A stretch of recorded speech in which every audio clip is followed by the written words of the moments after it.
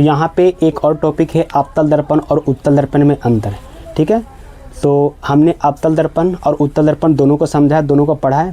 और जब अंतर देखेंगे तो इसमें एक दो पॉइंट और होगा, एक्स्ट्रा पॉइंट जो हम दर्पण में नहीं देखे हैं उसको यहाँ पे देख लेंगे, ठीक है। तो सबसे पहला अंतर यही है कि इस दर्पण को क्या बोलते हैं, अभिसारी दर्पण बोलते हैं। अवतल दर्पण को अभिसारी दर्पण कहते हैं। तो इसको लिख सकते हैं इसे अभिसारी, ठीक है,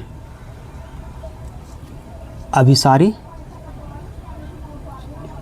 दर्पण कहते हैं।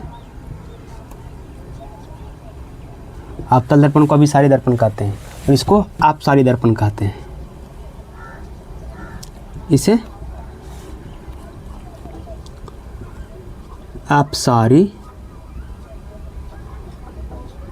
दर्पण यहाँ पे ऐसे भी लिख सकते हैं, इसे अभिसारी दर्पण भी कहते हैं, इसे अपसारी दर्पण भी कहते हैं, ठीक है। तो इसे अपसारी दर्पण और अभिसारी दर्पण। अच्छा, अब बताओ तो अवतल दर्पण का जो निर्माण होता है, बनाया जाता है अवतल दर्पण को कैसे बनाया जाता है। तो इसकी कांच को बाहरी सतह, मतलब कांच की सतह जो है ना बाहरी तरफ को रचित करने से बनता है, और उत्तल दर्पण है तो इसके अंदर की ओर रचित करने से बनता है, ठीक है।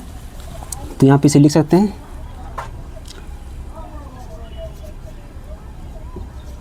इसके बाहरी सतह को रचित किया जाता है, ठीक है, रचित किया जाता है। इसमें क्या होगा, इसके अंदर की सतह, मतलब आंतरिक सतह को, ठीक है, इसके अंदर की सतह को रचित की सतह को रचित किया जाता है, ठीक है। इसके बाहरी सतह को रचित किया जाता है और इसके अंदर की सतह को रचित किया जाता है। अब बताओ तो इसका परावर्तक सतह कैसा होता है। यही तो होता है धंसा हुआ, इसका उभरा होता है। तो इसको लिख सकते हैं यहाँ पे, इसका परावर्तक सतह धंसा होता है और इसका क्या लिखेंगे इसमें, इसका परावर्तक सतह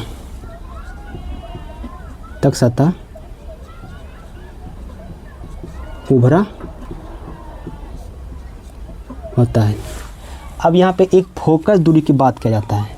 जिसे देखो, ये हमारा अवतल दर्पण है, ये हमारा उत्तल दर्पण है, ठीक है। अब इसमें देखना, केंद्र अगर यहाँ पे है तो फोकस यहाँ पे होगा, इधर देखना।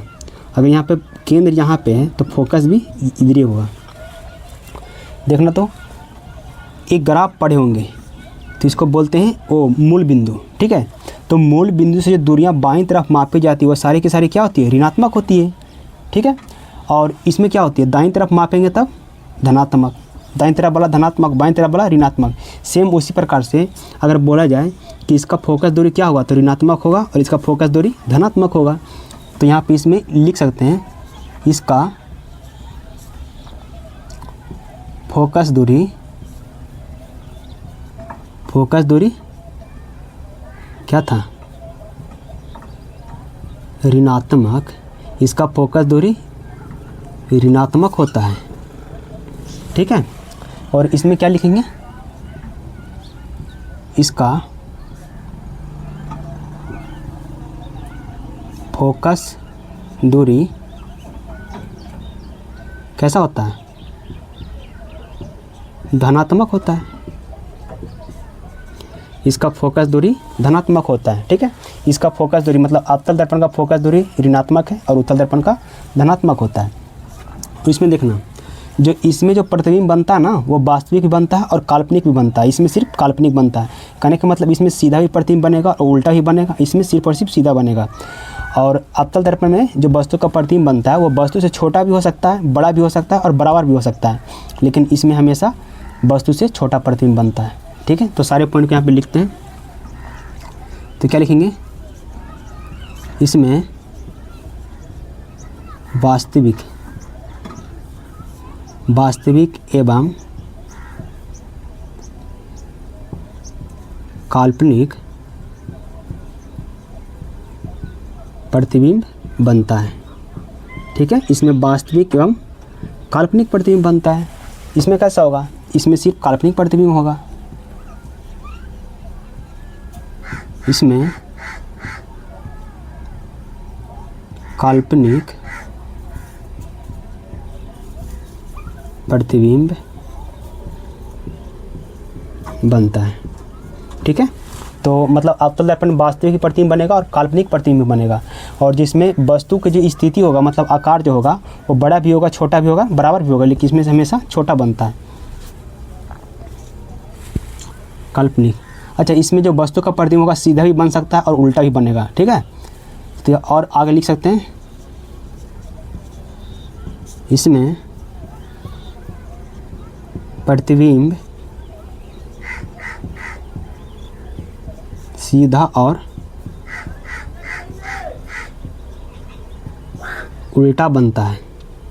ठीक है, सीधा और उल्टा बनता है। इसमें क्या होगा, इसमें वस्तु का प्रतिबिंब हमेशा सीधा बनता है। इसमें वस्तु का प्रतिबिंब हमेशा सीधा बनता है। ठीक है, अच्छा इधर देखते हैं, ये तो सीधा बन गया। आगे यहाँ पे देखो, जो इसका प्रतिबिंब था वो सीधा था, इसमें था क्या, मतलब सीधा ही बन रहा था और उल्टा ही बन रहा था। ठीक है, और आकार इसमें देखते हैं, इसमें प्रतिबिंब वस्तु से छोटा,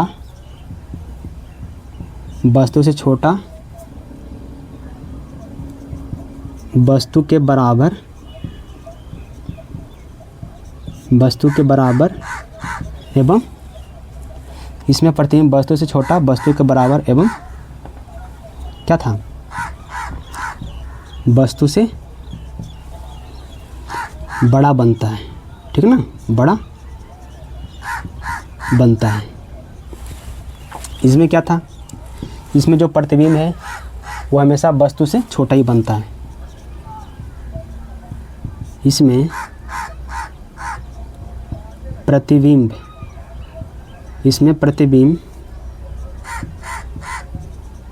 हमेशा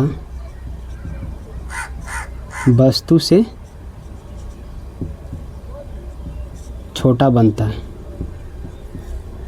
इसमें प्रतिबिंब हमेशा वस्तु से छोटा बनता है। ठीक है, तो ये हमारा अवतल दर्पण और उत्तल दर्पण में अंतर है। उम्मीद है कि आपको समझ में सब कुछ आ रहा होगा। तो अगर समझ में आ रहा होगा तो बताएं कि समझ में आ रहा है, नहीं आ रहा होगा तो बोलना कि समझ में नहीं आ रहा है। ठीक है, तो मिलते हैं नेक्स्ट टॉपिक के साथ, तब तक के लिए धन्यवाद।